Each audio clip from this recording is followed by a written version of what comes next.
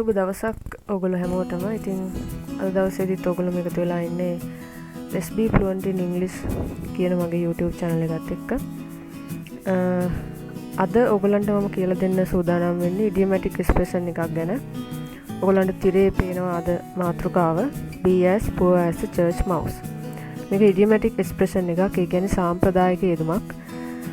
ඉතින් අපි බලමු මේ යෙදුම කොහොමද අපේ ඉංග්‍රීසි වාක්‍යවල යොදාගන්නේ කියලා. තිරේ දිස්සන විදියට සඳහන් කරලා තියෙනවා මොකක්ද idiomatic expression එකක් කියන්නේ කියලා. ඒතර සරලව ගත්තොත් මේ idiomatic expression කියන ඒවා ඉංග්‍රීසි භාෂාවේ විශේෂයෙන්ම ඒවායේ තියෙන්නේ සැඟවුණු අර්ථයක්. අපිට ඒ idiomatic expression එක තුල තිබෙන වචන එකිනෙක ගලපලා තේරුම අරගෙන අපට එහි පවතින මේ අදහස කෙලින්ම කියන්න අපහසුයි. ඒතරේ තුල තියෙන සැඟවුණු අර්ථයක් අපිට බැලු බලමට එහි තේරුම කියන්නට හැකියාවක් නැහැ. ත්‍රිවෙනි යෙදුමක් තමයි මේ සාම්ප්‍රදායික යෙදුමක් කියලා කියන්නේ. අපේ idiomatic expression එක තමයි be as poor as a church mouse. ඒතර මෙහි අර්ථය කුමක්ද? The meaning is to be very poor. To be very poor. ගොඩක් දුප්පත්. යම් පුද්ගලයෙක් ගොඩක් දුප්පත් කියන අර්ථය ගන්නට තමයි මේ idiomatic expression එක අපි යොදාගන්නේ. මේ idiomatic expression එක අපි වාක්‍යයක යොදා ගන්නකොට be verb එකක එක තමයි මේක යොදා ගන්නට ඕන. ඔබ දන්නවා ඇති be verb ගැන. ඒතර මම පොඩි සරල හැඳින්වීමක් ඉදිරියට කරලා තියෙනවා. ඔයගලන්ට ඉතින් be verb ගැන පොඩි අදහසක් ගන්න පුළුවන්. ඒතර be verb එකක් සමග තමයි මේ phrase එක යොදන්නට ඕන. ඒ වගේම ඊට පෙර be verb එකට පෙර අපි subject එක යෙදිය යුතුයි. කියන්නේ කතෘ පදයක් යෙදිය යුතුයි. දුප්පත් කවුරුන්ද කියන එක අදහස් කරන්නට. ඒ වගේම තමයි මේ as poor as කියන තැන අර මුලින් යෙදෙන as කියන පදය අපිට omit කරන්න පුළුවන්. ඒ කියන්නේ මේ පදය නැතිව වුණත් වාක්‍යවල යොදා ගන්නට පුළුවන්. එතකොට එතෙන්දී ඔය මතක තියාගන්න අර මුලින් යොදන as පදයයි අපි ඉවත් කරන්න පුළුවන්කම තියෙන්නේ. ඒතර poor as church mouse. අපිට as කියන එක අයින් කරලා සඳහන් කරන්න පුළුවන්.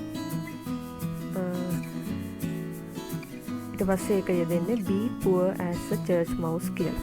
ඒ විදිහට as අයින් කරාම. ඒ වගේම තමයි මේ phrase එකේ බහුවචන අවස්ථාවක් තියෙනවා. එතෙන්දී අපුන්නම මේ mouse කියන වචනය ගත්තොත් ඒක singular වචනයක්. එතෙන්දී ඒකේ plural අදහස mice කියන එක. සඳහන් කරලා තියෙනවා singular subject එකක් එක යොදනකොට a church mouse කියලා එනවා. එතකොට plural subject එකක් එක යොදනකොට church mice කියලා එක යෙදෙන්නේ. ඒතර එතෙන්දී a කියන පදයක් නැති වෙලා යනවා. mouse කියන එක mice වෙනවා.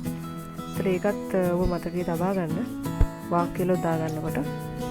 දැන් අපි බලමු මේකේ word order එක කොහොමද යොදාගන්නේ කියලා. මම මුලින්ම සඳහන් කරනවා subject එකෙන් වාක්‍ය ආරම්භ කළ යුතුයි. ඉන්පසුව be verb එක යෙදිය යුතුයි. ඊට පස්සේ අපිට පුළුවන් as poor as a church mouse හෝ as poor as church mice යොදන්න. එතෙන්දී ඔබ මතක තියාගන්න අර as poor as a church mouse a church mouse කියලා යොදන්නේ අපි මුලින් යදපු subject එක singular subject එකක් නම් පමණයි. එතකොට as poor as church mice කියන එක යොදාගන්නේ අපි අර subject එක විදියට plural subject එකක් යදුවොත් විතරයි. එතෙන්දී subject එක විදියට අපිට යොදා ගන්න පුළුවන් he she එතකොට they Kevin ඒ වගේ නමක් යොදා ගන්නටත් පුළුවන්. be verb කියන ඒවා අපි දන්නවා missa was were will be ඒ විදියට be verbs යොදා ගන්නට පුළුවන් මේ phrase එකත් එක්ක. කලින් කිව්වා වගේම ඔයගොල්ලන්ට මේ chart එකේදී බලා ගන්න පුළුවන් be verbs ගැන පොඩි හැඳින්වීමක්. be verbs කියන්නේ මොනවද කියලා. ඉතින් මම යොදාගෙන තියෙනවා සරල පද ටිකක් විතරයි. සරල අර්ථයේ එන be verbs ටික විතරයි. එතෙන්දී present tense සඳහා අපි am is are භාවිත කරනවා. එතකොට past tense වලදී was were යොදා ගන්නවා. future tense වලදී will be යොදා ගන්නවා. එතෙන්දී am කියන be verb එක අපි යොදා ගන්න ඕන නිතරම I කියන subject එකත් එක්ක විතරයි. I කියන subject එකත් එක්ක විතරයි am කියන be verb එක යොදා ගන්නට ඕන. එතකොට is කියන be verb එක යොදා ගන්නට ඕන singular subject එක. කියන්නේ කර්තෘ පදයේ ඒක වචන නම් පමණයි. he, she, Kevin, Emma ඒ විදිහට ඒක වචන subject එකක එක විතරයි is යොදාගන්නේ. එතකොට ආ කියන be verb එක අපි යොදාගන්නේ they, we වගේ plural subject එකක් එක්ක තමයි ආ කියන පදය යොදාගත යුතු වන්නේ. එතකොට past tense වලදී was were යොදනවා. එතෙන්දී was යොදන්නේ අර I කියන පදයට එක්ක was යොදාන්න පුළුවන්. ඒ වගේම ඒක වචන කර්තෘ පද සමග he, she, Kevin මේ විදිහේ පද සමග ඒ වගේම were කියන එක යොදා ගන්නකොට plural subject එකක් එක්ක තමයි යොදා ගන්නට ඕන. will be කියන එක අපිට මේ ඕනම subject එකක් එක්ක යොදා ගන්නට පුළුවන්. singular plural කියලා ભેදයක් නැහැ. ඔබට එය ඕනම subject එකක් එක්ක යොදා ගන්නට පුළුවන් will be කියන එක. හොඳයි දැන් ඔයගලන්ට පේනවා අපේ පළවෙනි උදාහරණය වාක්‍ය යොදලා තියෙන විදිය. අය ගොඩක් දුප්පත්. එතකොට අපි සාමාන්‍යයෙන් මේ වාක්‍ය කියනවා නම් she is very poor කියලා තමයි කියන්නේ. ඒක බොහොම සරල විදියට ඒ විදියට සඳහන් කරන්න පුළුවන්. එතකොට මේ idiomatic expression එක යොදනකොට අපි යොදාගන්නේ කොහොමද කියලා මෙහි සඳහන් කරලා තියෙනවා. එතෙන්දී she is as poor as a church mouse. she is as poor as a church mouse. එතකොට අපි අර කලින් කියවා වගේ අර මුලින් යොදන as පදය as poor as කියනකොට මුලින් යොදන as පදය අපිට omit කරන්නට පුළුවන්. එතෙන්දී වාක්‍ය කියන්නේ she is poor as a church mouse කියලා. එතන මේ විදිහට සරලව අපිට යොදා ගන්න පුළුවන්. ඒතර අපි අර be verbs ගැනත් අපි හැඳින්වීමක් කරා. ඒ නිසා ඔයගලන්ට පුළුවන් ඒ be verb එක යොදා ගන්න මොන be verb එකද මෙතෙන්ට එන්න ඕන කියන එක ඔයගොල්ලෝ දැන් දන්නවා. ඒ නිසා she කිව්වා මේක වචන නිසා තමයි අපි is යෙදුවේ. ඒ වගේම මේ වාක්‍යය තියෙන්නේ present tense අර්ථයෙන්. ඒත් අපි is emma තුනෙන් එකක් තමයි යොදා ගන්න. එතෙන්දී අපි she කියන එකත් එක්ක යන්නේ is කියන පදය. ඒ නිසා තමයි අපි is කියන be verb එක මෙතෙන්දී යොදාගත්තේ. අපේ දෙවෙනි උදාහරණය ඔවුන් ගොඩක් දුප්පත්. ඔවුන් ගොඩක් දුප්පත්. මම මෙතෙන්දී යොදාගත්තේ plural subject එකක්. ඉතින් බලන්න ඔබ මම කලින් සඳහන් කළදී ඔබට මතක නම් එතෙන්දී වෙනසක් වෙනවා. එතෙන්දී they කියන පදේ එනවා. ඒ වගේම අර mouse කියන එක mice වෙනවා. ඒතර ඔයගොල්ලෝ දන්නවා අර මම සඳහන් කළා මේ ගැන මුලින් හැඳින්වීමේදී subject එක ඒක වචන නම් අපි යොදන්නේ mouse කියන පදය. බහුවචන නම් subject එක බහුවචන නම් mice කියන පදය යොදන්නට ඕන. ඒ නිසා තමයි මේ වාක්‍ය mice කියන යොදලා තියෙන්නේ. they are as poor as mice. they are as poor as mice. ඒ විදිහට අපිට යොදන්න පුළුවන්. එතකොට as කියන පදය මේ as කියන පදය omit කළාත් අපිට යොදන්න පුළුවන් they are poor as mice කියලා. ඒතර මේක සරලව අදහස් කරන්නේ they are very poor කියන එක. ඒතර මේ they are very poor කියන එක කියන්න පුළුවන් තාත් විදියක් තමයි මේ idiomatic expression එක. they are as poor as mice. එහෙම නැත්නම් they are poor as mice. එමා ගොඩක් දුප්පත්. ඒතර මෙතෙන්දී අපි යොදාගත්ත singular subject එකක්. ඒතර බොහොම සරලයි. Emma is as poor as a mouse. ඒතර මේ විදියට යොදන්න පුළුවන්. as කියන පදේ omit කරලා යොදනවා නම් Emma is poor as a mouse. ඒ ළමයි ගොඩක් දුප්පත්. මම මෙතෙන්දී යොදාගත්තේ ඒ ළමයි. ඒ ළමයි කියනකොට ඔයගලන්ට තේරෙනවා ඒක plural subject එකක්. එතෙන්දී those children කියලා යොදන්නේ. එතෙන්දී those කියන වචනේ අපි දන්නවා this that කියන වචනේ plural අවස්ථාව තමයි those කියලා කියන්නේ. එතකොට this කියන වචනේ plural අවස්ථාව තමයි these කියලා කියන්නේ. ඒතර මෙතෙන්දී මම යොදලා තියෙන්නේ those කියන වචනය ඒ ළමයි අර ළමයි කියන අර්ථය ගන්නව නිසා මම යොදුවා those. එතෙන්දී අපිට කියන්නට බෑ that children කියලා. එහෙම කියන්නට බෑ. අපි දන්නවා මේ those කියන වචනය ප්ලූරල් අවස්ථාවෙන් යෙදෙන වචනයක්. එතකොට those කියන වචනය සමග නාමපදයක් යෙදෙනවා නම් අනිවාර්යෙන් මේ නාමපදය ප්ලූරල් අවස්ථාවෙන් යෙදිය යුතුයි. එතකොට those children කියලා එතන යෙදෙන්නට ඕන.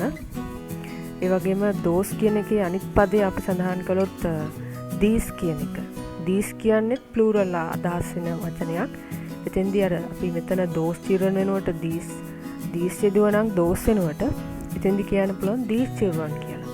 මේ ළමයි කියලා. එතකොට ඒ අදහස ගන්නත් පුළුවන්. ඒතර ඒක මතක තියාගන්න those සහ these කියලා කියන්නේ ප්ලූරල් අවස්ථාවෙන් තියෙන පද. ඒ පද සමග යම්සි noun එකක් යොදනවා නම් අනිවාර්යයෙන්ම ඒ noun එකේ ප්ලූරල් අවස්ථාවෙන් තිබිය යුතුයි. ඒ ඒකවචන අවස්ථාව this සහ that කියන එක. ඒතර ඒ පද සමග යොදනවා නම් noun එකක් ඒක වචනෙන් තියන්නට ඕන. that children that child this child කියලා ඉතින්දී ඉන්නට ඕන. ඒතර ඒකත් ඔබ මතකේ තබා ගන්න. අපි යමු ඊළඟ වාක්‍යයට. මම මෙතන ඒකම යොදලා තියෙනවා සිංගියුලර් අවස්ථාවෙන්. ඒ ළමයා ගොඩක් දුප්පත්. ඒතර ඒ ළමයා කියනකොට that child කියලායි යොදන්නේ. that child is as poor as a mouse. that child is as poor as a mouse. Perera මහත්තයා ගොඩක් දුප්පත්. පෙරේරා මහත්තයා කියනකොට මිස්ටර් පෙරේරා. ඒතර ඔබ මතක තියාගන්න මේ මිස්ටර් කියන වචනයත් පෙරේරා කියන වචනේ p අකුරත් මිස්ටර් කියන වචනේ m අකුරත් කැපිටල් වලින් තිබිය යුතුයි. පෙරේරා. එතකොට p අකුර කැපිටල් වලින් ඔබ ලිවීමේදී කැපිටල් වලින් ඒ පදය තිබිය යුතුයි.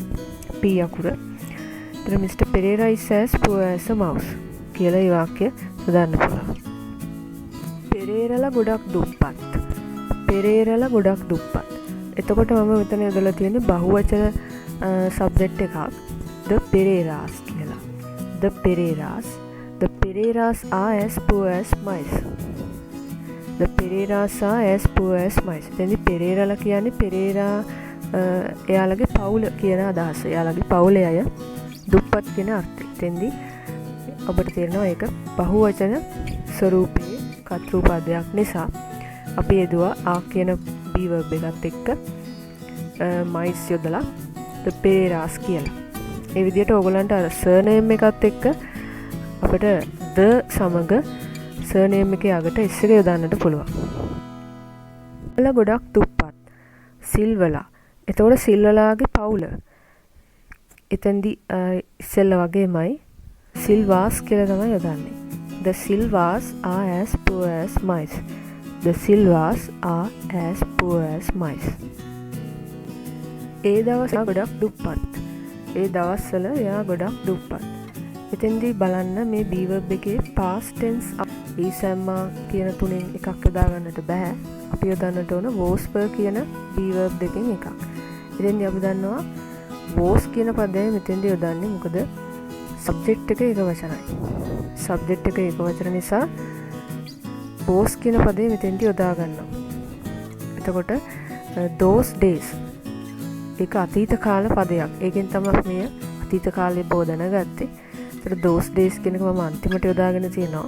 he was as poor as a church those days. එයා ඒ දවස්වල ගොඩක් දුප්පත්.